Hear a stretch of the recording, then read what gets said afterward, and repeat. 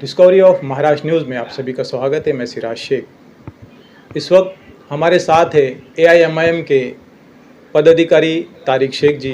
हम उनसे बात करना चाहेंगे। तारिक शेख जी, आप जिस मोहल्ले में रहते हैं, अंधेरी वेस्ट विधानसभा वार्ड 65, जहां से आपकी वाइफ भी यहां पर नगर सेवक का चुनाव लड़ रही है, यहाँ पे एक बड़ी समस्या है सलम एरिया को लेके। काफ़ी वक्त से यहाँ का जो SRA का जो प्रोजेक्ट है वो ये रुका हुआ है। आमदार अमीर साटम जी का ये कहना है कि 2 साल का भाड़ा लेकर यहाँ से शिफ्ट हो जाओ ताकि काम करने में यहाँ पे तकलीफ़ ना हो।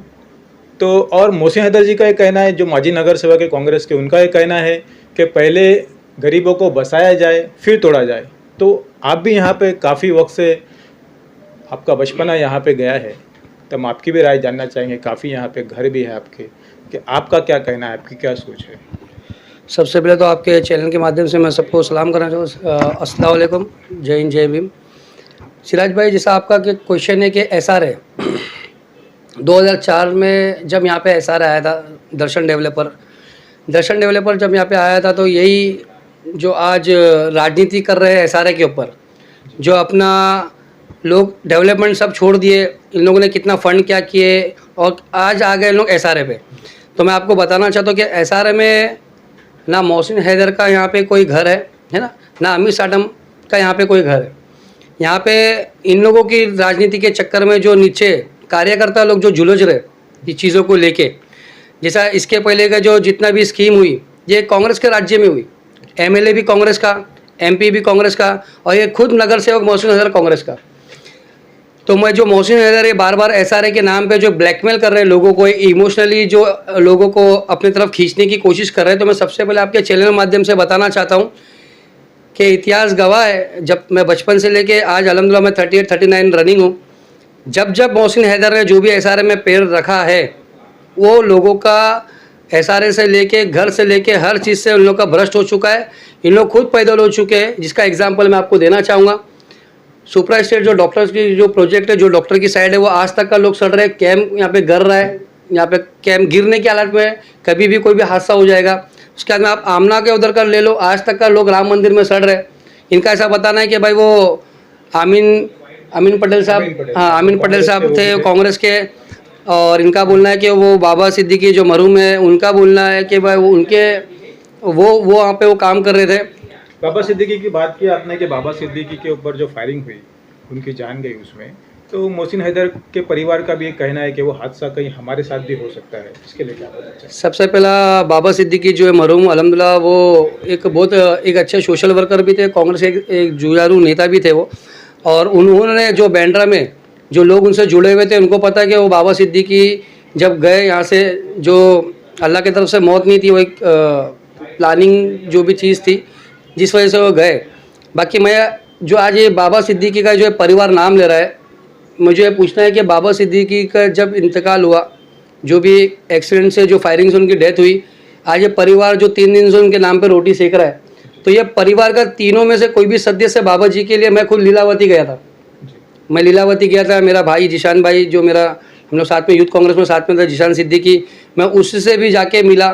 पूरे परिवार से, सब लोग से, शम्स करके मेरा दोस्त है, फैसल करके मेरा दोस्त है, हम लोग सब लोग वहाँ पे पहुँचे थे। और आज ये जो परिवार जो शूटिंग कर रहा है बाबा सिद्दीकी के नाम पे, बाबा सिद्दीकी मरहूम जो उनके नाम पे, जो इन लोग एक इमोशनल अटैच कर रहे हैं लोगों को कि भाई हम लोग को भी धमकी आ रही है। तो ये पूरा परिवार, जब बाबा सिद्दीकी का इतना बड़ा हादसा हो चुका था का पूरा वहाँ पे कर्फ्यू लग चुका था, जाम हो चुका था लीलावती हॉस्पिटल पे, तो ये तीनों बेटे, बाप और माँ, लगा नहीं, मैंने भी फुटेज में कहीं देखा नहीं। आप क्या बोलना चाह रहे हैं? बराबर है। अगर कोई भी चीज़ का एविडेंस अगर आपके पास में है कि ये पूरा परिवार तीनों में से या बेटा या माँ या बाप, बाबा सिद्दीकी को इधर, सुफियान हैदर, मोहसिन हैदर और मेहर मोहसिन हैदर, ये तीनों कभी उधर गए थे क्या वो मैयत में, एक्सीडेंट पे? हर एक बच्चा, मैं खुद जुगल लिखा रहे कि मैं खुद वहाँ पे सुबह तक का वहाँ पे था, है ना। तो ये परिवार तो उधर नहीं था, ये कोई वीडियो में भी नहीं था ना। बाबा सिद्दीकी के बारे में इतना बड़ा हादसा हो गया ना कभी बोले। आज इनको अचानक मरहूम बाबा सिद्दीकी याद आती है, तो एक इमोशनल ड्रामा इन लोग कर रहे हैं उनके नाम को लेके। तारिक जी, आप कांग्रेस में जब थे, मैं बुरा नहीं मानना, नहीं, कांग्रेस में थे, तो मैं आपसे सवाल करता हूं कि कांग्रेस में आप जब थे तो यहाँ पर मैंने MLA अशोक भाऊ जादव या मोहसिन हैदर कि जब तक आप साथ में थे, जब तक थे आप, लेकिन मैंने अक्सर आपको देखा है कि बाद में क्या ऐसी बात हो गई कि आप दिशान सिद्दीकी के साथ नजर आए। कैसा होता है कि यूथ कांग्रेस का क्राइटेरिया होता है। यूथ कांग्रेस में ऐसा होता है कि इसके पहले जब 18 साल से मैं राजनीति में हूँ, 2006 से मैं एनएसयूआई के इलेक्शन, जो कॉलेज का इलेक्शन होता है, वो कॉलेज का इलेक्शन कंटेस्ट करके मैं यूथ कांग्रेस का इलेक्शन कंटेस्ट किया, 2 बार तालुका अध्यक्ष रहा। फिर मैं मुंबई कमेटी में प्रमोट हुआ। उसके बाद में मैं जिला कमेटी, जब टॉप 32 कैंडिडेट्स लड़े थे, मैं टॉप 3 में आया अल्हम्दुलिल्लाह। मैं 6200 वोट लेके, अपनी सक्षमता दिखानी पड़ती है, मैंने हर बार सक्षमता दिखाया और मैं पोस्ट पे आया। सिराज भाई जिशान सिद्दीकी जो है ना, हमारे 3rd टाइम के हमारे मुंबई अध्यक्ष बने। इसके पहले 2 बार हमारे गणेश कुमार यादव, जो हमारे दोस्त है, जो साइन कोलीवाड़ा से वहाँ से इलेक्शन लड़ चुके एमएलए, तो 2 टर्म मैंने उनके साथ में काम किया, 1 टर्म मैंने सदफ अबोली के सामने काम किया, और जब आखिरी टर्म में जिशान सिद्दीकी जो है वो हमारे मुंबई अध्यक्ष बन के आए, तो एज पर प्रोटोकॉल मैं उनके टीम में उन लोगों के भी साथ में काम किया। नहीं, यहाँ पर हमने देखा कि जैसा कि मोहसिन हैदर जी है, सुफियान हैदर जी है, अशोक भाव यादव जी है, एकदम आप उनके टीम से एकदम सिलो हो चुके थे, इसके क्या कारण थे? देखो, सबसे पहला मैं आपके चैनल के माध्यम से आपका जो क्वेश्चन है, ये छोटा तो बहुत है, बाकी इसकी जो ब्रीफिंग है मैं आपको देना चाहूँगा कि आपको पता रहेगा कि अमित साटम है ना, अमित साटम नाम को कौन जानता था? कोई भी नहीं जानता था, क्योंकि हम लोग पूरे अंधेरी वेस्ट में सबसे सेकंड हाईएस्ट वोटर अशोक भाव यादव कांग्रेस के एमएलए थे। कांग्रेस के एमएलए वो थे।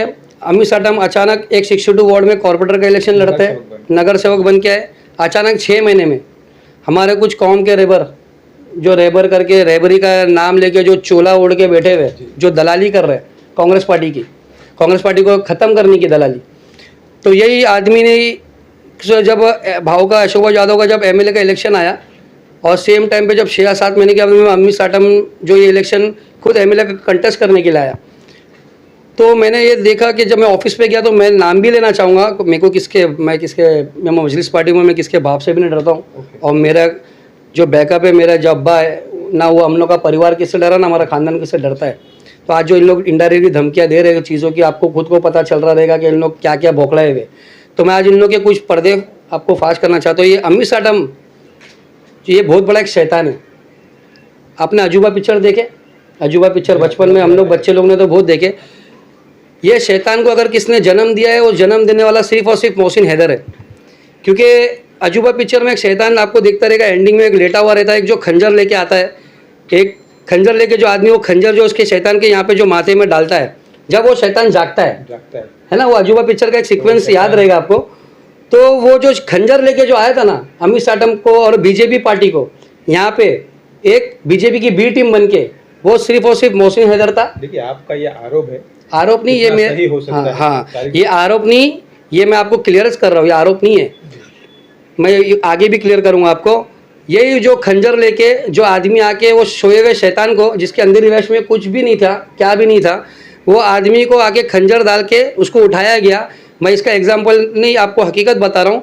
जब अशोक भाव यादव इलेक्शन लड़ रहे थे और अमित साटम जो इलेक्शन के जब तैयारी किया तो सबसे पहला यही मोहसिन हैदर, उनके ऑफिस में मैं गया, मेरा दोस्त परवेज लाली साथ में था, वहाँ पे रमज़ान करके सागर सिटी का था, असलम भाई करके गायकार, मैं 4 नाम इसके लिए बोल रहा हूँ, मैं कॉन्फिडेंटली बोल रहा हूँ, जो मैंने, और उनका भाई रहमान हैदर।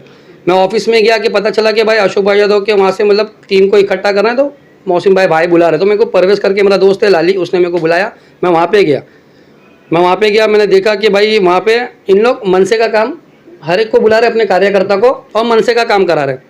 तो मैंने बोला यार ये मनसे का काम क्यों कर रहा है? तो मोहसिन हैदर का ये बोलना है कि भाई ये अपना कौम का आदमी है, करने के लिए। हाँ, ये अपना कौम का आदमी है, तो अगर अपन लोग इसको नहीं डालेंगे तो किसको वोट डालेंगे? बोला भाई तुम कौम का आदमी बोल रहे हो, यहाँ पे बीजेपी जीत जाएगी। बोले बीजेपी कौन सा एंगल से जीतेगी? पागल है क्या? नया आमदार है, उसको क्या मालूम है, ये वो करके। बोला नया आमदार है, उसको क्या मालूम? बाकी भाई बीजेपी का इतना अभी जो जोरों जोरों में इन लोग ऊपर आ रहे हैं, तो तुम ऐसा काम क्यों कर रहे हो? और तुम मुसलमान के, तुमको पब्लिक मुसलमान का कांग्रेसी वोटर समझ के वोट डाल रही है। तुम इसके पहले भी मतलब तुम मुसलमान के हिसाब से लोग तुमको वोट डायरेक्ट सेकुलरिज्म पार्टी के हिसाब से डाल रहे। आज तुम ये ताकत अपने लोगों को दे रहे हो कि मनसे का काम करो। यही रईस लश्करिया को आपको याद रहेगा सिराज भाई, 24,000 वोट मनसे से गिरा था। जब मनसे से रईस भाई रात में ही दुकान बंद रईस भाई, हाँ, रईस भाई का जब पूरा सुपड़ा साफ हो गया था, रईस भाई रातों रात फिर देखे कि मैंने पूरा एजेंटगिरी का, मैं और इनका छोटा भाई मोहसिन हैदर है ना, उनका छोटा भाई मोहसिन हैदर, ये सब ने मिल के रातों रात दुकान बंद किए, और सुबह सुबह वोटर्स भी अपना भटकते गए, और 24,000 वोट मनसे का ये जैसी गिरा, इसने अपने आका लोग को, ये दोनों ने अपने आका को बताया कि आका हमने तुम्हारा काम कर दिया, अभी आप एक शैतान जो अजूबा पिक्चर का जिंदा हो गया, और वह 10 साल से आज अपने को कैसा तंग कर रहा है, क्या कर रहा है, ये आपके सामने इस बात।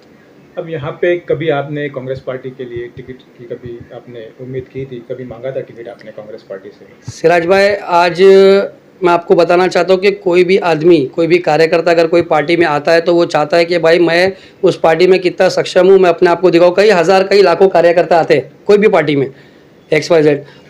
बाकी जब वो आदमी कंटिन्यू 2006 से लगा हुआ हो, जो हर चीज़ से सक्षम हो, हर चीज़ से, मैं पद के लिए भी हर जगह इलेक्शन लड़ के जीत के यहाँ तक पहुँचा।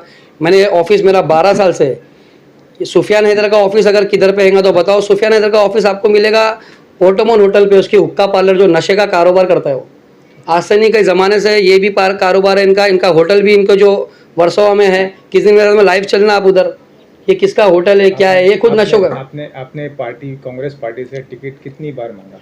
मैंने कांग्रेस पार्टी से कई बार टिकट मांगा। मैंने कई बार बोला, तो पहले इसके पहले बोला कि भाई लेडीज़ वार्ड हो गया है तो भाभी को लड़ने दो। तो हमको लगा चलो ठीक, लेके कोई फैमिली की लेडीज़ रेडी रहती है नहीं रहती है, चलो अपन भाभी को लड़ने देंगे। इस बार जब मैंने बातचीत किया कि भाई अगर कांग्रेस पार्टी में आगे भी बात किया तो मेरे को इन लोगों ने बोले तुमको ब्लॉक प्रेसिडेंट बना देते, एक लॉलीपॉप वाली पोस्ट इन लोग मेरे को देने के लिए। मैं बोला मेरे को ब्लॉक प्रेसिडेंट चाहिए ही नहीं, मैंने इतना साल का क्राइटेरिया। सुफियान जो हैदर है वो मेरे से जूनियर है 3 साल। पॉलिटिक्स में सिर्फ माँ बाप के रेडीमेड क्राउड पे आके 4 बजे तो तू सो के उठता है, रात भर तू हुक्का पार्लर में बैठता है, और सुबह 6 बजे 7 बजे तू घर पे आता है। तो तुम लोग के बीच में ऐसा नेता चाहिए, इसको नेता बोल रहे हो? ये नेता है?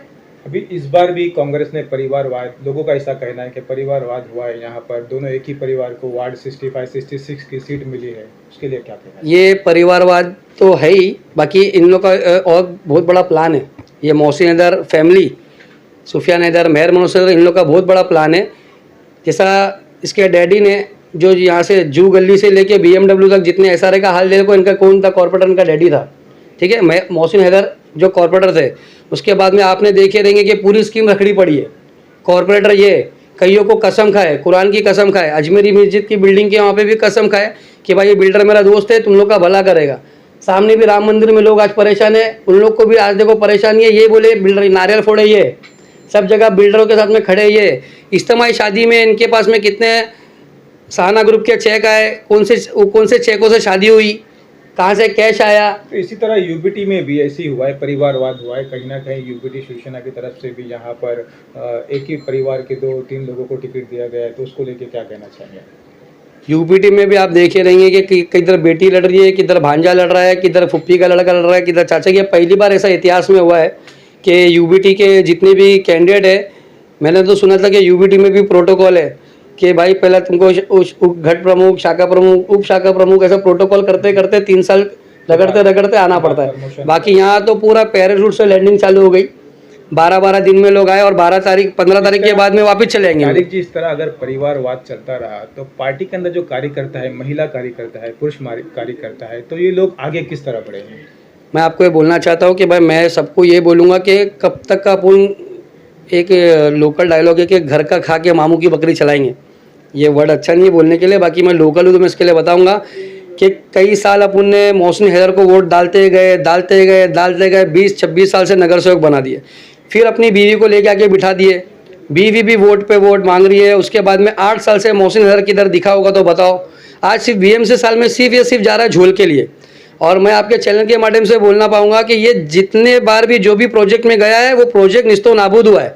तो आप लोग ये आज से कुछ वक्त पहले आपने देखा, कुछ दिनों पहले BMC जो स्कूल थी उसका ओपनिंग का कार्यक्रम यहाँ पे हुआ था, जिसमें आशीष शेलार जी आए थे और वहाँ पर आमदार अमित साटम भी नहीं थे, मोहसिन हैदर भी नहीं थे। वहाँ पर कुछ ऐसी बात हो गई कि पुलिस को कुछ बोले मोहसिन हैदर ने, सुफियान हैदर ने, तो पुलिस ये सब ड्रामा था। इन लोग एक होते है बॉलीवुड, एक होता है हॉलीवुड, है ना, एक होता है तमिल पिक्चर का टॉलीवुड। अभी मेरे ख्याल से अभी और एक चैनल बनना चाहिए जो हिसाब से इन लोग की मैं एक्टिंग दिख रहा हूँ, है ना। कोई केरला प्रोडक्शन ऐसा लेके आना पड़ेगा कि भाई कोई बाप भी बराबर एक्टिंग कर रहा है, मुझे मार देंगे, मुझे धमकियाँ आ रही है, तो पुलिस प्रशासन क्या कर रहा है? तुमने किधर जाके लेटर दिए? तुमको जो आदमी बोल रहा है उसको विटनेस बनाओ, उसको चौकी में लेके जाओ कि भाई ये आदमी ने मैसेज दिया मुझे धमकी देने का। ये पब्लिक है सिराज भाई, इन लोग एक्टिंग बहुत अच्छी करने लग गए। मेरे आदमी को डर है, अरे तुम्हारे आदमी को डर है? तुम्हारा आदमी अगर क्राइम जा रहा है तो कोई समाज सुधारक के काम से क्राइम नहीं जा रहा है कि उनका अब मोहसिन हैदर जी का एक कहना है कि बीजेपी ये चाहती है कि मोहसिन हैदर की सीट यहाँ से नहीं निकले, इसलिए उनको क्राइम के चक्कर काटने पड़ रहे हैं, जबकि उनका केस पहले ही पुराना सब खत्म हो चुका है, फिर से ये वापस से इसको उजागर किया जा रहा है। इसके लिए देखो, सबसे पहले ये केस कब हुआ था ना तुमको मालूम है ना मेरे को मालूम है। इन लोग बोल रहे हैं कि भाई केस खत्म हो गया था, केस खत्म हो गया था, ना हमको मालूम है ना आपको मालूम है।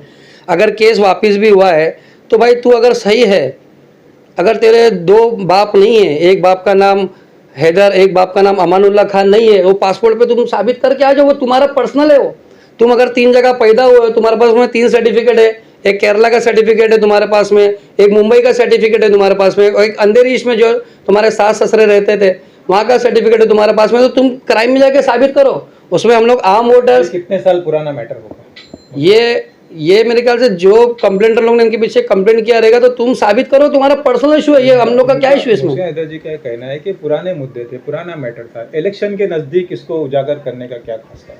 मेरे भाई ये उनका पर्सनल विषय है, ये इलेक्शंस को लेके कुछ नहीं है। जो तुमने गलत किया है, अभी यही मोहसिन हैदर कईयों को रोज 3-4 दिन से बीएमसी में दरगाह के ऊपर नोटिस भिजवा रहा है। तो ये इलेक्शन चालू है, और उसके बाद में दरगाह का जो बावर्ची खाना 44 साल पुराना है, उससे एक लेडी को ऊपर खड़ा करके उसके कंप्लेंट करवा रहा है मोहसिन हैदर। तो वो जा जाके ऊपर पीजी में बैठ रही है, बोल रही बावर्ची मासूम ने दरगाह कब की सिराज भाई, वो तो बहुत पहले के हम तो देख रहे हैं। तो उसमें एक बावर्ची खाना है, यही मोहसिन हैदर अटैक करवा रहा है उससे कि जाओ वहाँ पे तारिक के डैडी ट्रस्टी है तो वहाँ पे डिस्टर्ब करो, इस पर कंप्लेंट डालो, उस पर कंप्लेंट डालो। कांग्रेस की टिकट समाज ये अपना परिवारवाद होने की वजह से देने की वजह से काफ़ी कांग्रेस के कार्यकर्ता नाराज हो गए। कुछ कार्यकर्ता ने आज़ाद से भी फॉर्म भरा है, जैसे कि गुलाम भाई थे और बहुत से कार्यकर्ता आज़ाद से, बहुत सारे कार्यकर्ता कांग्रेस पार्टी को छोड़ के एमआईएम और दूसरी पार्टी में जा रहे हैं, उसको क्या बोलना चाहिए? देखो, गुलाम हैदर जो है ये सीनियर कांग्रेसी है, ठीक है, बाकी ये पूरी ज़िंदगी अपनी कांग्रेस पार्टी में दे के ये ख़त्म हो गए। तो ऐसा गुलाम हैदर के बाद में ऐसा कई एग्जाम्पल आगे भी फ्यूचर में बनेंगे। जो ये हैदर परिवार को ने अभी एक गढ़ बना लिया अपना, इन लोगों को सिर्फ और सिर्फ अपने बेटे को इसके लिए लड़ा रहे ना भाई कि इन लोग बर्दावाड़ी से लेके BMW तक राज कर सके। और यही जो लोग जो यहाँ पे जो अभी अच्छे से जो प्रोजेक्ट जो भी स्कीम चल रही है 36 सोसाइटी में जो भी डोर टू डोर आदमी काम कर रहा है, इनको इस बीच का एजेंट बनना है, 20% का मीडिएटर बनना है। तो बेटा 20% लेगा, बाप 20% लेगा, 40% में इनको काम करना है। और ये जो घर इनका इन्वॉल्वमेंट में जो घर आज राम मंदिर में सड़ रहे हैं, ये बाप और बेटे के चक्कर में यही पूरे घर जब वापिस से डेमोलिशन होंगे तो मानपुर, शिवाजी नगर, नेहरू नगर, ये किधर पे भी इनको फेंके जाएंगे। आज राम मंदिर में जो लोग हैं जिनकी पीढ़ी वहाँ पे ख़त्म हो चुकी, जो बच्चे थे वो बड़े हो गए, जवान हो गए, एक तरीके से वो शिफ्टिंग नहीं है, वो उनका परमानेंटली हो गया क्योंकि उनके कारोबार वहाँ पे हो गए, बच्चों की स्कूल वहाँ पे हो गई। आज वो जो परेशानी उठा रहे, ये किसके कारण उठा रहे? ये सिर्फ और सिर्फ लोक प्रतिनिधि के कारण उठा रहे। जैसा आज आप BMC चाल में सिर्फ एक कुछ पैसों के झोल के चक्कर में लगे हो, BMC चाल में आज तुम लगे हो, तो इसके पहले के जो लोग गए, इनके जो 7-7 साल के भाड़े थे, उसकी आवाज़ तुमने कब उठाए? जब सदाबार खानदेशी मोहल्ले के 35 घर जगह पे मौजूद है और ये घर को फ्लैट करके अलॉट दिए गए, जब इसके मुद्दे कौन उठाएगा? हंडे वाली चाल जब निस्तो नाबूद हो रही थी तो तुम केरला में जाके बैठे हुए थे, इसके सवाल कौन उठाएगा? जब हॉकर्स वगैरह पूरे परेशान रहते, तुम 1 महीने के लिए उम्रा के लिए, हज के लिए चले जाते हो, उनके सवाल कौन उठाएगा? 20 साल से तुम नगर सेवक हो। जब डॉक्टर सुपरा जी के उधर पे जो प्रोजेक्ट चालू है, जो कैंप सड़ रहा है, डेंजर एंड कभी भी गिर सकता है, उसके सवाल मोहसिन क्यों नहीं उठाता है? क्योंकि यहाँ की सब उसकी स्कीम के उसने अपने परसेंटेज ले चुका है। अब एक नया बिल्डर आया है तो उसको मैं कम से कम नाके पे दबा दूँ ताकि मैं उसको पूरा यहाँ से उतार सकूँ। और बेटे को डोंगर से जूगली से इसके लिए खड़ा कर दिया कि मेरा बेटा भी 20% ले, मैं भी 20% लूँ। आज यहाँ के लोग जो स्लम के झोपड़पट्टी के गरीब लोग यहाँ पे डरे हुए हैं कि कुछ ऐसी बातें चल रही कि इलेक्शन के बाद यहाँ पे 90 फीट रोड के लिए रोड निकलने वाला, उसके लिए झोपड़पट्टी का डेमोलिशन होने वाला है। तो ऐसे हालत में वो गरीब जिनके झोपड़े टूटेंगे वो कहाँ जाएंगे? इसका जिम्मेदार कौन होगा? देखो, सबसे पहला अगर मास्टर प्लानिंग कुछ होती है, रोड कटिंग, रोड वाइंडिंग, उसके लिए PAP फ्लैट्स वगैरह अलॉट किए जाते हैं, ठीक है। उसके लिए BMC, कलेक्टर लैंड, ये सब चीज़ को इन्वॉल्वमेंट होता है। SRS स्कीम में जो भी चीज़ अगर आएगी तो उनको ऑलरेडी ये सब चीज़ें PAP किधर मिलेगी? PAP तो ऐसी चीज़ है कि आप चॉइसेबल फ्लैट ले सकते हो। आपको वो एरिया में एक सोसाइटी ऐसी भी है जिसमें 25 लाख का फ्लैट है, एक सोसाइटी बिल्डिंग ऐसी है जिसमें 55 भी 60 लाख का फ्लैट है। तो हर उसमें PAP वाले को, तो इफेक्टेड पर्सन को ज़रूरी नहीं कि किधर बिल्डिंग बनेंगे तो ही मिलेगा। PAP के फ्लैट्स हर जितने SRA बिल्डिंग है सब में रिजर्व करके रखा जाता है और वो लोकल जो इफेक्टेड पर्सन है उसको दिया जाता है। लेकिन वो तो जो पात्र है उनके लिए है ना। Yes. जो अपात्र है, देखिए अमित साटम जी ने कहा था कि सरकार आपके दरवाजे पे आई। यस यस लेकिन अभी जो पात्रता की जो पेपर जमा किए उसमें से कम 150 ही लोग एक रूम पात्र हुए। यहाँ पे 10,000 के ऊपर घर है, सही बात है। तो 150 पास हुए। अगर रोड निकलता है तो वो तो एलिजिबल है ही नहीं, एनेक्चर में पात्र नहीं है, तो उनके लिए तो फिर तकलीफ वाली बात हो सकती है। सिराज भाई, इसमें डॉक्यूमेंटेशन जो प्रॉपर लगाने के लिए जो अपने स्लम में लोगों को पता नहीं है। सबसे पहला इसके पहले का जीआर था तो 95-2000 के झोपड़े पास हुआ करते थे। बाकी अब आ गया 2011 का जीआर। 2011 के जीआर में किस तरह डॉक्यूमेंटेशन लगाना है। देखो, ये बस्ती कोई अचानक आके बसी नहीं है, कोई जिन ने कोई फरिश्ते ने आके बस्ती बसाया नहीं है। अल्हम्दुलिल्लाह ये लोग कई साल से यहाँ पे रह रहे, तो इनके डॉक्यूमेंट्स का तो कभी मेरे को लगता कोई प्रॉब्लम होगा। डॉक्यूमेंट्स बराबर नहीं लगाने की वजह से लोग अपात्र हो रहेंगे। अगर किसका भी डॉक्यूमेंट का कुछ भी लोपोल रहता है, कोई भी चीज़ें नहीं समझ में आती है, तो 2011 के जीआर में भी वो बैठ सकता है, 2000 के जीआर में भी बैठ सकता है। डॉक्यूमेंटेशन बराबर नहीं लगने की वजह से वो अपात्र हो रहेंगे। अगर डॉक्यूमेंटेशन प्रॉपर दिया जाए तो मेरे को नहीं लगता कि यहाँ पे कोई झोपड़ा ऐसा बचेगा जो अपात्र होगा। क्या बोलना चाहेंगे आप जो यहाँ के सलम में रहते हैं उन लोगों के लिए? क्या बोलना चाहेंगे कि उनका घर टूटेगा तो उनको मिलेगा, या वो अभी जो पात्रता के आपने बताया कि ट्रांसफर का भी आपने बताया, तो वो क्या गवर्नमेंट की फीस भरना पड़ रहा है? यस यस 50,000, 60,000, 70,000 जो फीस है वो फीस भरना पड़ रहा है। यहाँ के तो गरीब इतने भी मतलब काम करने वाले कहाँ से दे चाहेंगे? क्या लगता है कि उनकी फीस को माफ़ करना चाहिए, ऐसे कोई बातें? सबसे पहला सिराज भाई, मैं आपको बताता चाहता हूँ कि जो इतने भी अभी है, ये कोई भी डोर विंडोज़ वगैरह जो 2.5 लाख जो भरना है, जो 50,000 भरना है, ये अभी तक का ओपन नहीं है। हो सकता है जैसा 2000 का जीआर को 2010 का जीआर कर दिया गया है, हो सकता है आगे चलते चलते ये जो 2.5 लाख और जो 50,000 है, गवर्नमेंट इसमें भी सुविधा लेके आए। योजना भी शुरू हो गई ऐसा पता चला है। अभय योजना भी शुरू है। हो सकता है कि वो स्कीम आते होते बनते जो बिल्डर जो विकासक आ रहा है वो ये भी ऑफर कर दे कि भाई 2.5 लाख भी मैं भर देता हूँ तुम लोगों का। हो सकता है 50,000। बाकी जैसा जैसा चीज़ें आगे आती रहेगी, ऑप्शंस अपने पास में आते रहेंगे। पता चल रहा था कि बिल्डर है, क्यों मैं बिल्डर से मिला? अमित साटम जी का ऐसा कहना था कि क्यों मैं बिल्डर से मिला, आप लोगों को दलाली लेना है क्या? बहुत दलाली हो चुकी, दिवाली बहुत हो चुकी, अब मैं बिल्डर से नहीं मिलाऊंगा। आपका कहना है कि बिल्डर अभी आया नहीं है। बिल्डर सबसे पहले अभी तो सर्वे हो रहा है, डोर टू डोर जो एनेक्चर में जो नाम आना है, जो बायोमेट्रिक होना है, ये सब चीज़ें हो रही है। बिल्डर तो आना ही पड़ेगा, बिल्डर को बीच में आना ही पड़ेगा। ऐसा नहीं है कि भाई बिल्डर इधर आएगा नहीं, उसको अपना प्रपोजल बताना ही पड़ेगा, उसको अपना लेआउट प्लान बनाना ही पड़ेगा और बताना पड़ेगा कि हम तुमको कहाँ पे बिल्डिंग देंगे। ये तो कोई चीज़ का पर्दा नहीं है, ये पर्दा होना भी नहीं चाहिए। जैसा सर्वे अगर लोग एकदम घुल छुल से कर रहे हैं, जैसा पूरे जो 36 सोसाइटी में सर्वे हो रहा है, लोग बढ़ चढ़ के हिस्सा कर रहे हैं, बिना न्यूसेंस के, बिना कोई लिफाफे के, बिना कोई दलाली के, किसकी बीच में कोई बोल भी ना रहा है। जो अपना बराबर लोग अपने सोसाइटी में सुबह उठ के सर्वे करा रहे हैं। सर्वे होने के बाद में जब इन लोग का एनेक्चर 2 बनेगा तो बट ऑफकोर्स इनके हाथ में भी वो पावर है जो अपना प्लानिंग पूछेंगे। वो लेटर रेट पे सोसाइटी पूछेगी कि भाई अभी हमको बताओ हमारे को कितना स्कीम में तुम क्या करने वाले हो, कितना बाय कितने का एरिया देने वाले हो, पार्किंग कितना देने वाले हो। तो वो सब क्वेश्चन उन लोग पूछेंगे, क्यों नहीं पूछेंगे? क्या कहना चाहेंगे यहाँ पे जो सलम के लोग जो डरे हुए हैं उनको आप क्या कहना चाहेंगे, कैसे आश्वासन देना चाहेंगे? मैं सब स्लम के मेरे दोस्त भाई माँ जिनके सामने मैं बड़ा बड़ा, मेरा खुद का स्लम में झोपड़ा है, मैं सुफियान इधर, मोहसिन इधर और मेरे मोहसिन इधर के साथ हवाई बातें नहीं करूँगा, क्योंकि भुगतना अपने को ही है। अपने डॉक्यूमेंट्स आप स्ट्रॉन्ग रखो, आपका एनेक्चर में जितने भी चीज़ें बैठती है और डॉक्यूमेंटेशन में जितनी, पहले तो सब लोग अपन पुख्ता हो जाओ, अपने डॉक्यूमेंट्स को सही करके अपन पात्र हो जाओ।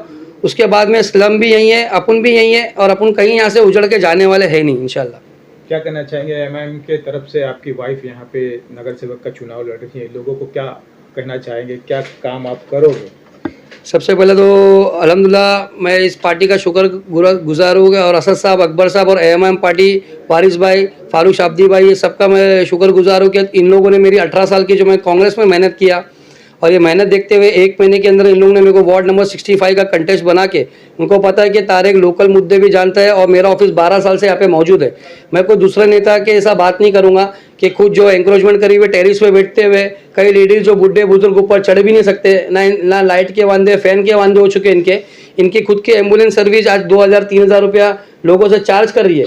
ऐसा नगर सेवक तो अल्लाह नहीं करे कि वापिस ये परिवार इन लोग, क्योंकि इन लोग ये परिवार जो है अभी अपने बेटे को लॉन्च इसके लिए कर रहा है कि ये खुद नशों का आदी है, ये खुद हुक्का पार्लर चला रहा है, ये खुद इसके कई साल से हुक्का पार्लर है, दूसरे के नाम पे एग्रीमेंट करता है। और बाकी इसका अगर आप जैसा इन लोग बताते कि भाई इनका मोबाइल का डेटा चेक किया जाए, इनका वो हम थोड़ा हट गए। मैं ये बोलना चाहूँगा कि जो फारूक शाब्दी जी है आपके ऑफिस के ओपनिंग में यहाँ पर आए थे, बराबर, आज उन्होंने एमआईएम पार्टी को छोड़ दिया। यस। क्या लगता है आपको, जो सपोर्ट था आपको फारूक शाब्दी जी का, वो उसके बारे में क्या बोलते मैं आपको मेरा फ़ोन दिखा सकता हूँ अल्हम्दुलिल्लाह फारूक शाब्दी साहब का।